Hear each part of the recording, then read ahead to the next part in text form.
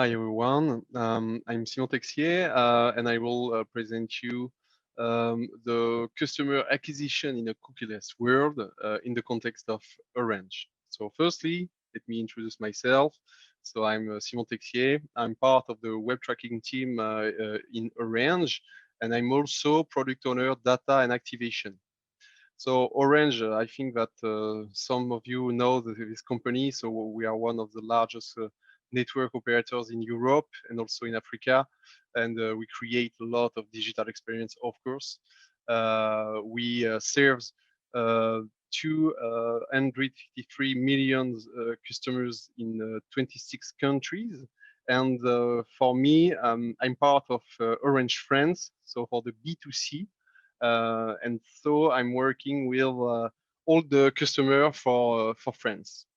Um, in my work, I'm in charge of all data project in analytics, tracking, data architecture, personalization, also advertising.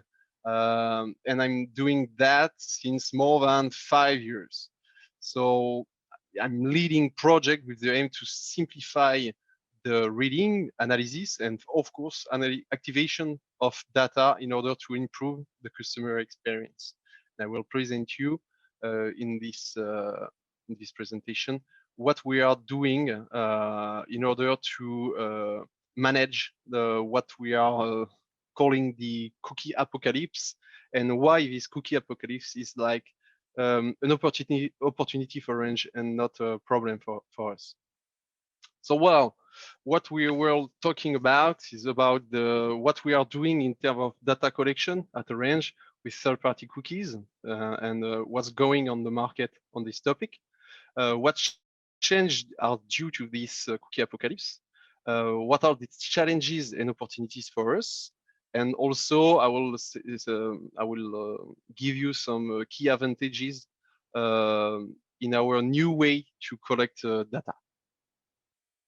Well, in this first slide, you can see our client-side collection, data collection, were working since a lot of time. So, as everyone know, this type of collection was based on the navigators of the client who are coming to our website.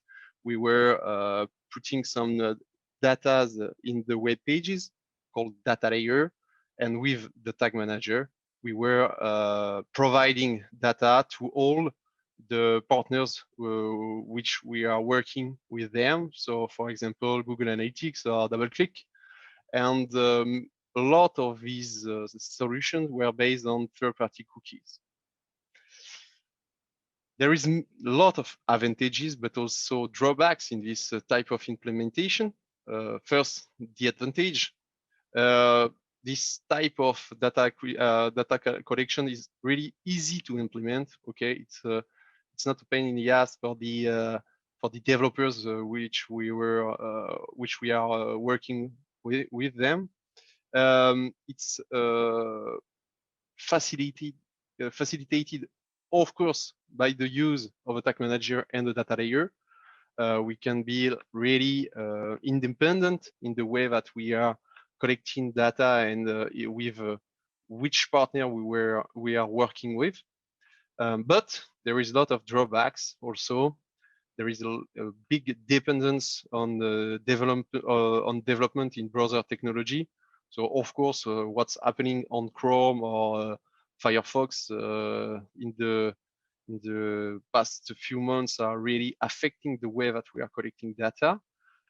All these technologies are using cookies to track visitor. Of course, it's the like the foundation of all the system, and there is a lot of dependence on the data quality that the developer are implementing. Okay, so for example, if the data layer is not well implemented, it will be hard for us to have a good quality in all the dashboard that we are making on Google Analytics, or all the data that we are using to create audiences in order to do like retargeting with DoubleClick.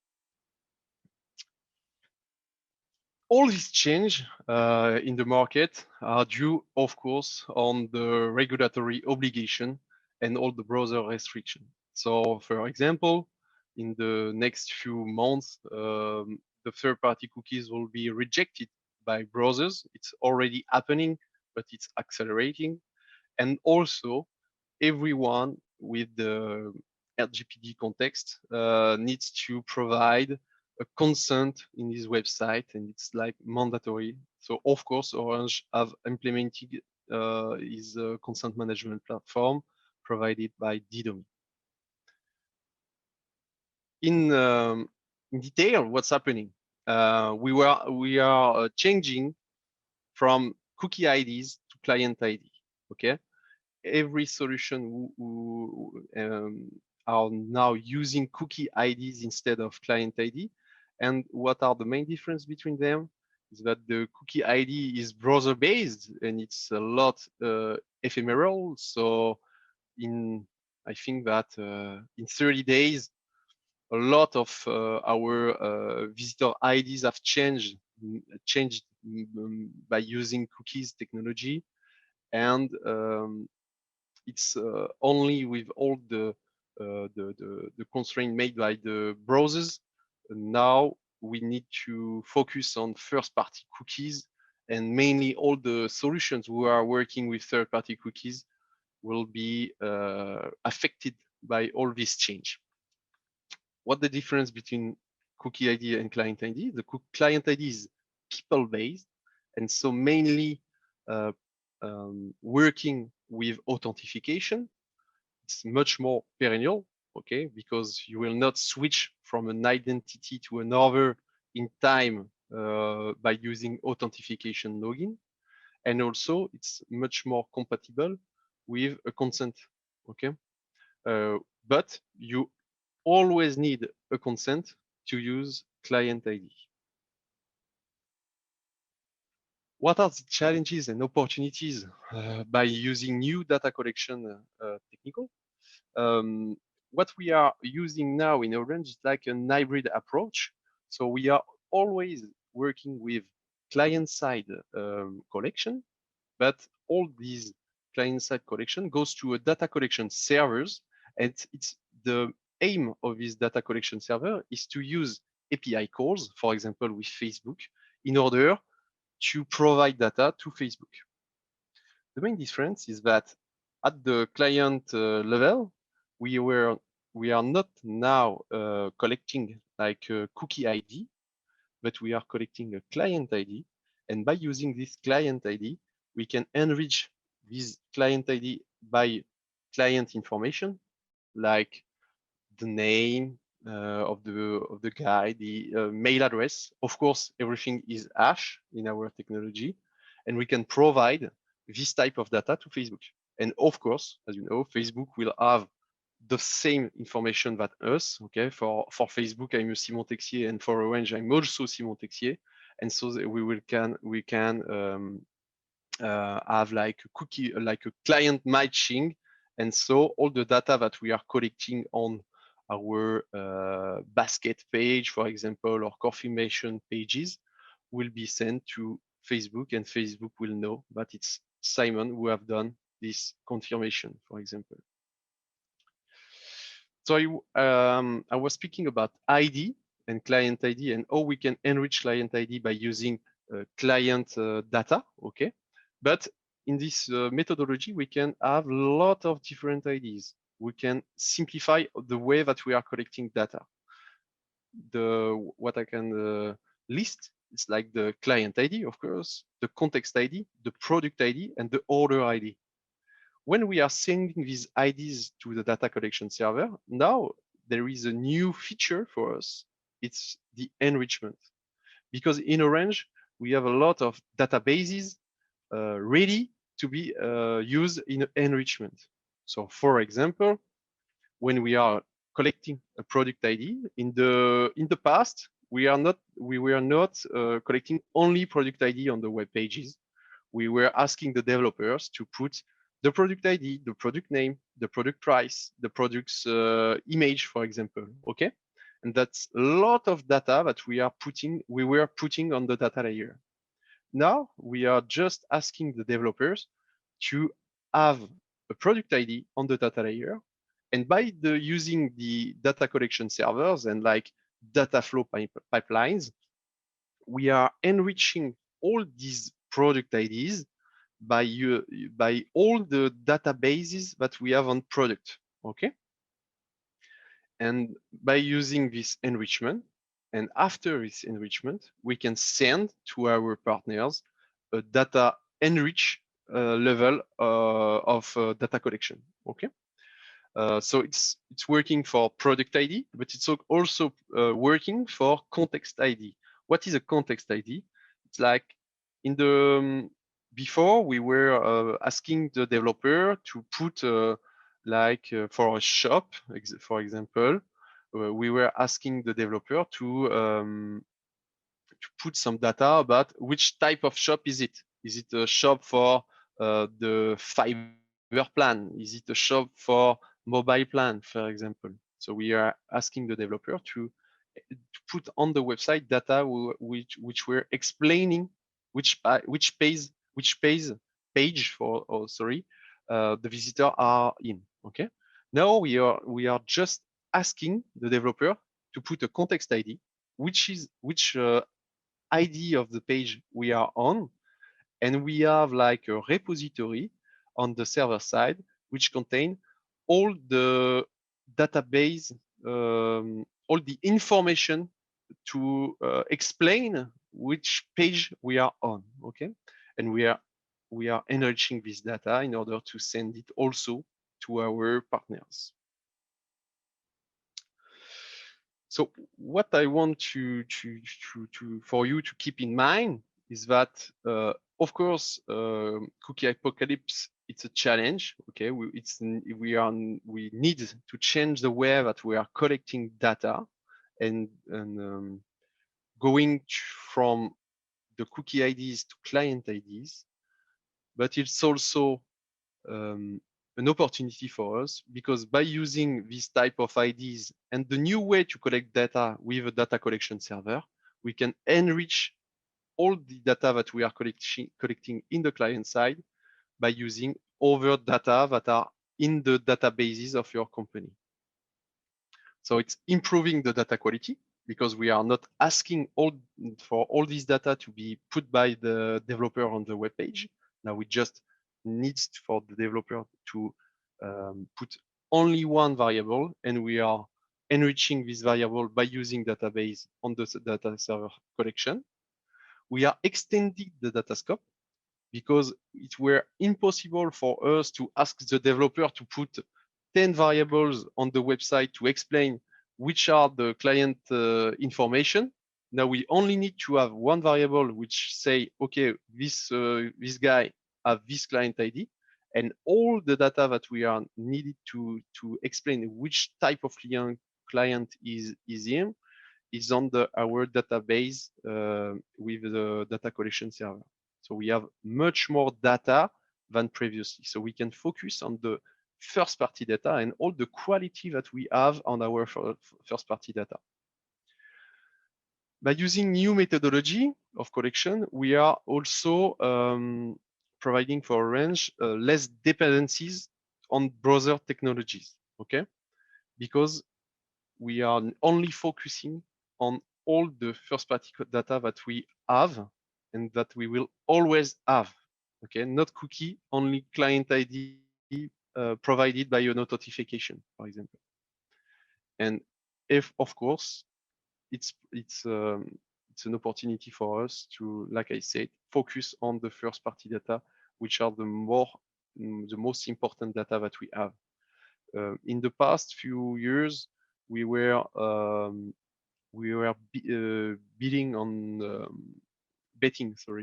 on all the data that can provide like third party provider. But as Orange, as a big company, we have much more control of our own first party data, and also a variety of data that is really important. So that's it for this presentation, and I hope it was interesting for you.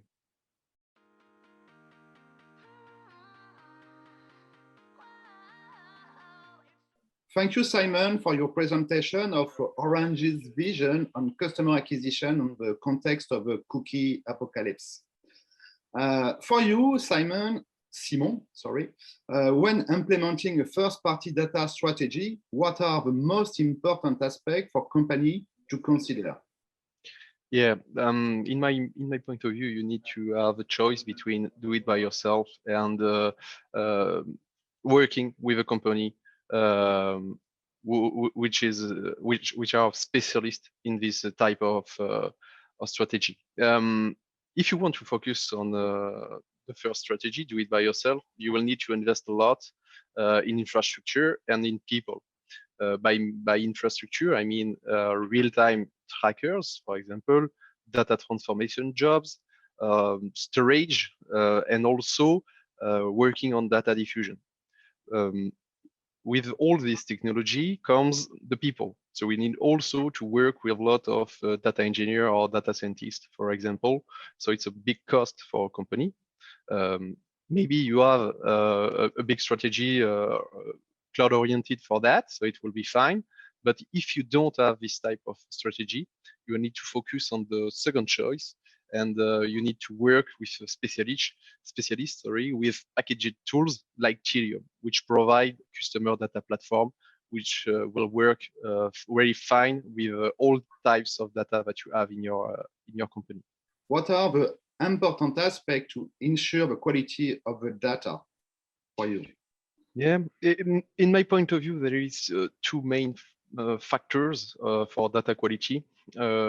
First one, you need to have good tools to orchestrate the data collection.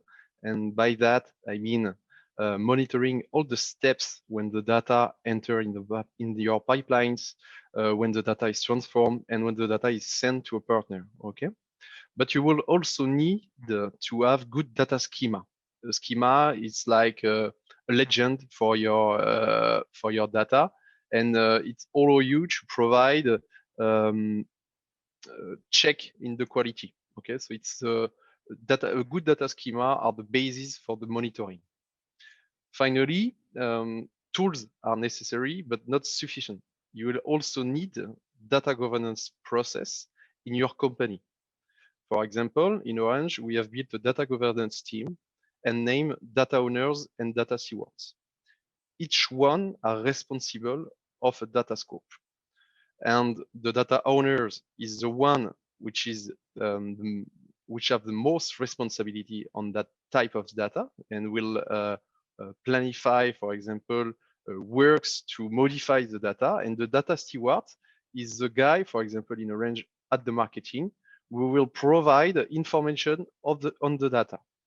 So you need to combine a strategy between tool and people, of course. Okay. How do you expect data acquisition to further evolve in the future?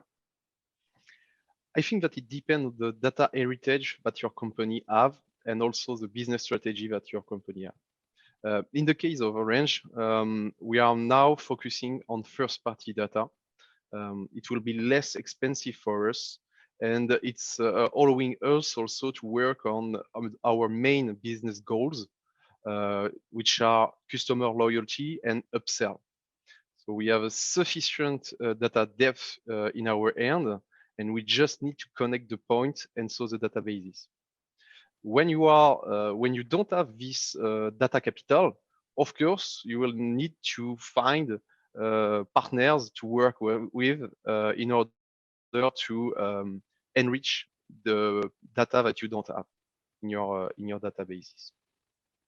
Okay. Do you see the market evolving between third-party and first-party data for you? Yeah, I think with the cookie apocalypse, we will see two phenomena that will accelerate. The first one is that all the new consent and the browser's evolution context will promote naturally GAFA ecosystem. Okay, so we'll for Orange, we will work more with this giant for first-party data. Of course, when you are Google, the problem of third-party cookies IDs are not so bad for you because you have all the assets in your hand, a browser, an OS on the mobile, etc. And in each assets, you will have like a graph ID, which allow Google to have a large knowledge of all the customers that are navigating on their digital assets. They also have a lot of data around these customers, so we will work a lot with them. Conversely, the second phenomenon is that it will be more and more difficult for classical third-party provider to work. Of course, because they don't have all these synergies in terms of digital assets. They are now, so what they are doing now, they are building a graph ID logic. So if you want to continue to work with them, you will need to integrate your customer IDs in their own graph. By doing that, you will have now an access to all the data onboarded by these partners, and you will work with their own graph ID. Okay, thank you, Simon, again. Thank you for your presentation and for You're welcome. This comment today. Thank you very much. Thank you.